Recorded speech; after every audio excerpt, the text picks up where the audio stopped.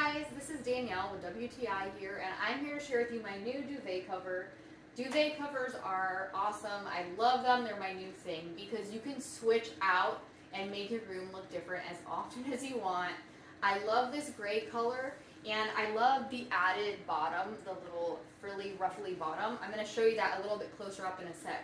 But this is such a soft and good quality duvet cover. I'm so thankful that I get to sleep with this. I love snuggling up with it. I'm going to show you the video and explain it a little bit more.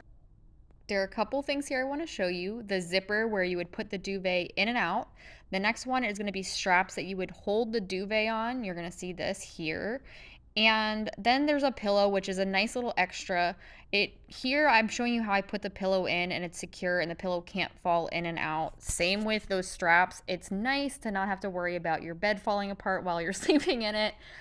Here is my bed made. Truly appreciate these ruffles on the bottom. I just like how they add a little extra farmhouse style to my house.